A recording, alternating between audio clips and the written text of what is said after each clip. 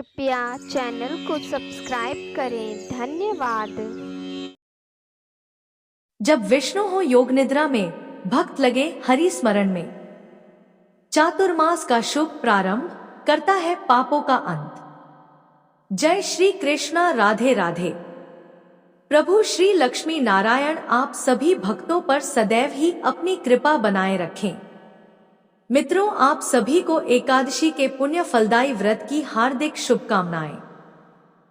आज आषाढ़ मास के शुक्ल पक्ष की देव शयनी एकादशी तिथि है। देव शयनी एकादशी को आषाढ़ी एकादशी या हरिशनी एकादशी भी कहा जाता है। 24 एकादशी तिथियों में से एक देव शयनी एकादशी का व्रत केवल मृत्यु लोक ही नहीं बल्कि तीनों लोकों में अत्यंत ही प्रसिद्ध माना गया है। ब्रह्मवैवर्त पुराण में देव शयनी एकादशी के विशेष महात्म्य का वर्णन किया गया है। इसी एकादशी से चातुर्मास का आरंभ माना जाता है। मित्रों, प्रभु श्री हरि विष्णु के योग निद्रा में जाने के कारण इस अवधि में कोई भी शुभ कार्य जैसे शादी विवाह, मांगलिक कार्यक्रम, नया घर वाहन आदि लेना, ये सब कार्य नहीं किए जाते हैं। मान्यता है कि देव शयनी एकादशी वह पुण्य तिथि है जब भगवान श्री विष्णु माता लक्ष्मी के साथ क्षीर सागर में शेषनाग की शया पर योग निद्रा में शयन करने के लिए चले जाते हैं और 4 मास तक ब्रह्मांडीय कार्यभार भगवान शिव, ब्रह्मा और अन्य देवगणों को सौंप देते हैं। फिर 4 माह बाद श्री हरि विष्णु को योग निद्रा से उठाया जाता है। उस दिन को देवोठनी एकादशी कहा जाता है और इस बीच के अंतराल को ही चातुर्मास कहा गया है।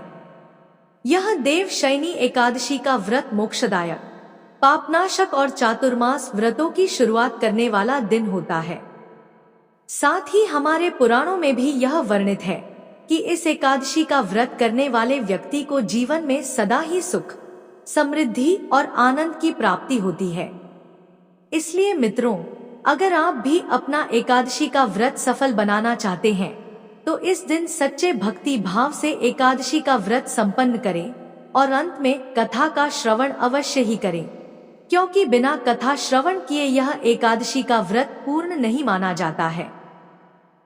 तो चलिए मित्रों, प्रभु श्री लक्ष्मी नारायण जी के चरण कमलों का ध्यान करते हुए सुनते हैं देव शयनी एकादशी की अत्यंत ही सुंदर कथा। एक समय की बात है, धर्मराज युधिष्ठिर श्री कृष्ण से कहते हैं, हे कृष्ण, हे मुरली मनोहर, आप सर्वज्ञ हैं, आप सर्वज्ञाता हैं। मेरे मन का यह संदेह दूर करें और बताएं कि आषाढ़ मास के शुक्ल पक्ष की एकादशी का क्या नाम है, इस व्रत की कथा क्या है, यह सब मुझे विस्तार पूर्वक बतलाइए। श्री कृष्ण कहने लगे, हे धर्मराज युधिष्ठिर, तुमने मनुष्य कल्याण के लिए बहुत ही उत्तम प्रश्न पूछा है। मैं आपको इस एकादशी व्रत का महात्म्य कहता हूँ, सो आप ध्यानपूर्वक सुने।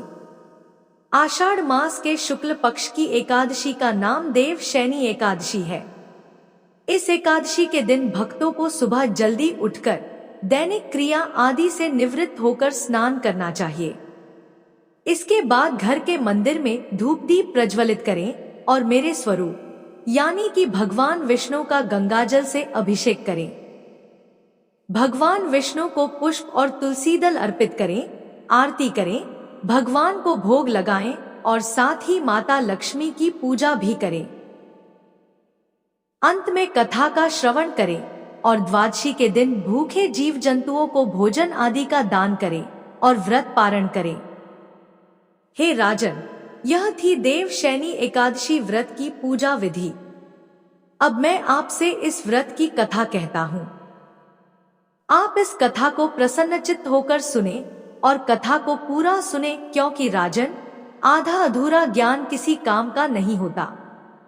धार्मिक मान्यताओं के अनुसार सतयुग में सूर्यवंश में मांधाता नामक एक चक्रवर्ती राजा हुआ करते थे। राजा अत्यंत ही सत्यवादी, महान और प्रतापी थे। वह अपनी प्रजा का पुत्र की भांति पालन किया करते थे। उनके राज्य की प्रजा धन धान्य से, भोजन वस्त्र सभी चीजों से बहुत सुखी थी। उनके राज्य में आज तक कभी अकाल नहीं पड़ा था, किंतु भविष्य में क्या हो जाए यह कोई नहीं जानता। वे भी इस बात से अनभिज्ञ थे कि उनके राज्य में शीघ्र ही भयंकर अकाल पड़ने वाला है। एक समय उस राजा के राज्य में 3 वर्ष तक वर्षा नहीं हुई और अकाल पड़ गया। इस अकाल से चारों ओर त्राहि मच गई। वर्षा के अभाव से, अकाल के प्रभाव से सभी प्रकार की फसलें नष्ट होने लगी। भोजन और पानी के अभाव से अब धीरे धीरे प्रजा मरने लगी थी। साथ ही धर्म पक्ष के कार्यों जैसे यज्ञ, हवन, पिंडदान, कथाव्रत आदि में भी कमी हो गई, क्योंकि जब मनुष्य पर मुसीबत पड़ी हो तो धार्मिक कार्यों में प्राणी की रुचि नहीं रह जाती है। राजा तो इस स्थिति को लेकर पहले से ही दुखी थे। एक दिन प्रजा ने राजा के पास जाकर अपनी वेदना की दुहाई दी और कहा, हे राजन, आप हमारे पालन पोषण करता हो, आखिर हमने ऐसा कौन सा पाप कर्म किया है जिसका दंड हमें इस रूप में मिल रहा है? राजन, कोई ऐसा उपाय बताओ जिससे प्रजा का कष्ट दूर हो सके। राजा मानधाता कहने लगे, आप लोग ठीक कह रहे हैं, वर्षा से ही अन्न उत्पन्न होता है और आप लोग वर्षा न होने से अत्यंत दुखी हो गए हैं। मैं आप लोगों के दुखों को समझता हूँ। ऐसा कहकर राजा कुछ सेना साथ लेकर वन की तरफ चल दिए। वे अनेक ऋषियों के आश्रम में भ्रमण करते हुए अंत में ब्रह्मा जी के पुत्र अंगिरा ऋषि के आश्रम में पहुंचे। वहां राजा ने घोड़े से उतरकर उन्हें साष्टांग प्रणाम किया। ऋषिवर ने आशीर्वाद के उपरांत राजा से उनकी कुशलता पूछी और फिर जंगल में इस प्रकार से भटकने व अपने आश्रम में आने का प्रयोजन जानना चाहा।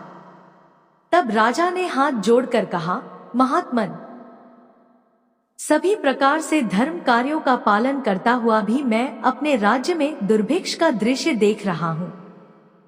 मेरे राज्य में अकाल पड़ गया है, इससे प्रजा अत्यंत दुखी है।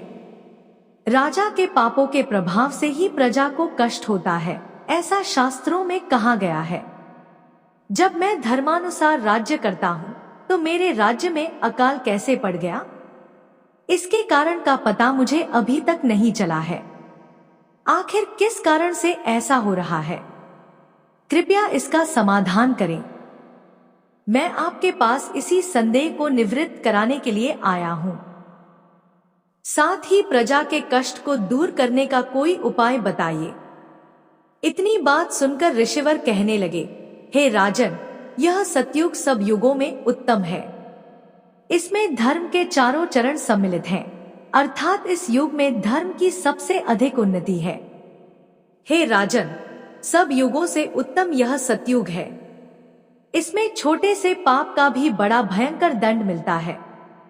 इस युग में लोग ब्रह्मा की उपासना करते हैं और केवल ब्राह्मण ही तपस्या करने का अधिकार रखते हैं। परंतु आपके राज्य में एक शूद्र तपस्या कर रहा है। इसी दोष के कारण आपके राज्य में वर्षा नहीं हो रही है। इसलिए यदि आप प्रजा का भला चाहते हो तो उस शूद्र का वध कर दो। जब तक वह काल को प्राप्त नहीं होगा तब तक यह दुर्भिक्ष शांत नहीं होगा। दुर्भिक्ष की शांति उसे मारने से ही संभव है, किंतु राजा का हृदय एक शूद्र तपस्वी का शमन करने को तैयार नहीं हुआ। इस पर राजा कहने लगे, महाराज, मैं उस निरपराध तपस्या करने वाले शूद्र को किस तरह मार सकता हूँ? आप इस दोष से छूटने का कोई दूसरा उपाय बताइए। तब ऋषि कहने लगे, हे राजन, यदि तुम अन्य उपाय जानना चाहते हो तो सुनो। आषाढ़ मास के शुक्ल पक्ष की देवशैनी नाम की एकादशी का विधिपूर्वक व्रत करो। व्रत के प्रभाव से तुम्हारे राज्य में वर्षा होगी और प्रजा सुख प्राप्त करेगी, क्योंकि इस एकादशी का व्रत सब सिद्धियों को देने वाला है और समस्त उपद्रवों को नाश करने वाला है। इस एकादशी का व्रत तुम प्रजा सेवक तथा मंत्रियों सहित करो। राजा अपने राज्य की राजधानी लौट आए और चारों वर्णों सहित देवशैनी एकादशी का विधिपूर्वक व्रत किया। व्रत के प्रभाव से उनके राज्य में मूसलधार वर्षा हुई और पूरा राज्य धन धान्य से परिपूर्ण हो गया। भगवान श्री कृष्ण ने कहा, हे राजन, इस देवशैनी एकादशी का व्रत और इसकी कथा के फल से जातक को 88,000 ब्राह्मणों को भोजन कराने के समान पुण्य फल मिलता है। साथ ही माँ लक्ष्मी की कृपा से उनके घर में सदा ही खुशहाली, धन संपत्ति आती है। इसके व्रत से धरती लोक में किए गए सभी पाप नष्ट हो जाते हैं और अंत में मोक्ष प्राप्त करके प्राणी स्वर्ग का अधिकारी बनता है। यह थी श्री देवशयनी एकादशी व्रत की कथा। तो बोलिए मित्रों, श्रीमन्नारायण नारायण हरि हरि।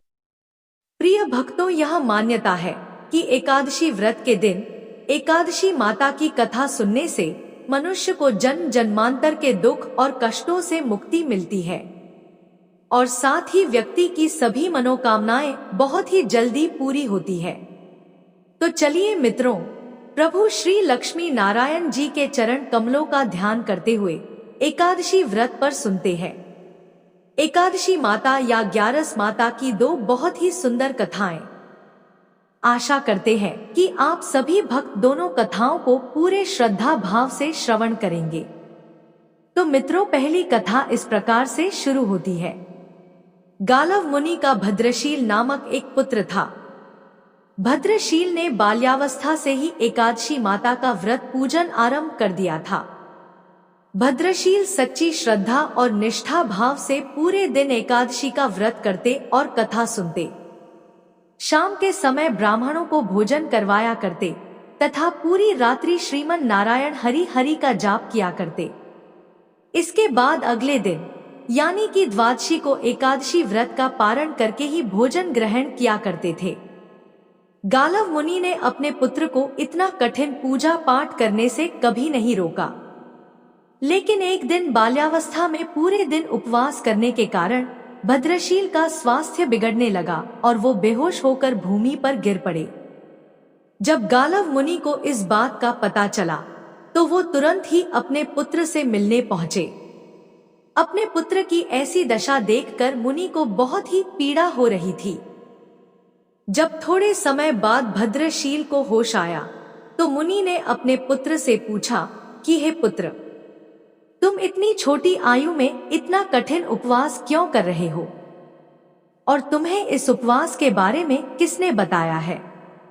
भद्रशील ने कहा, पिताश्री, मैं कई जन्मों से इसी प्रकार से एकादशी का पुण्य फलदायी उपवास करता आ रहा हूँ। आमतौर पर किसी को भी अपना पिछला जन्म याद नहीं रहता है। जब तक बालक माँ के गर्भ में होते हैं तब तक उन्हें उनके पिछले जन्मों की सभी बातें और कर्म याद रहते हैं, लेकिन बालक का जन्म होने से ठीक पहले ही यह स्मृति मिट जाती है।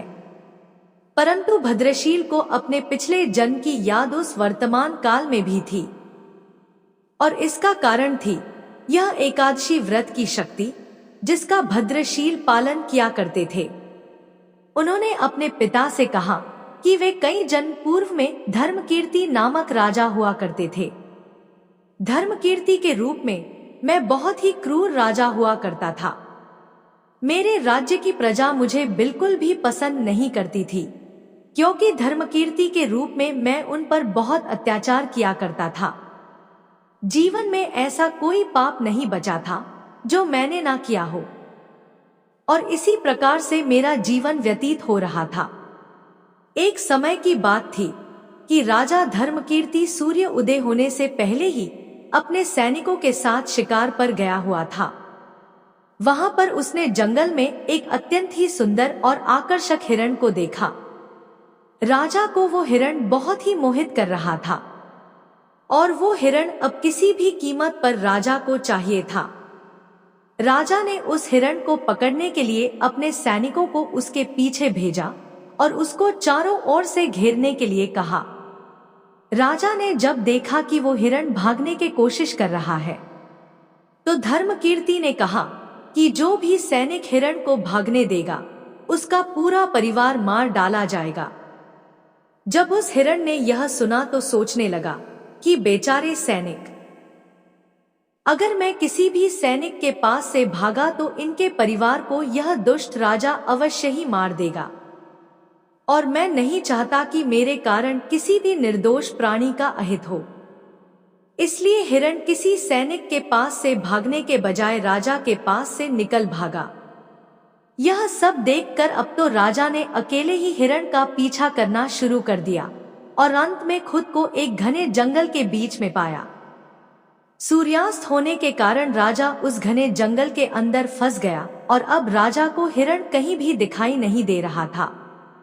वहां से बाहर आने के लिए राजा दिन भर उस घने जंगल में रास्ता खोजता रहा, परंतु रात्रि होने के कारण उसे कुछ भी समझ नहीं आ रहा था। इसलिए राजा ने एक पेड़ के नीचे ही रात बिताने की योजना बनाई। सुबह महल से जल्दी निकलने के कारण उसने पूरे दिन में कुछ भी नहीं खाया था, और क्योंकि उसे चारों ओर से खतरनाक जानवरों के गुर्राने की आवाज सुनाई दे रही थी, इसलिए वह सो नहीं पा रहा था। राजा को अब अपने जीवन पर संकट दिखाई दे रहा था। डर के कारण राजा ने श्री हरि विष्णु से प्रार्थना करना शुरू कर दिया और रात भर श्रीमन नारायण हरि का जाप करता रहा। उसके दुष्ट कर्मों के कारण सुबह होते ही उसकी मृत्यु हो गई।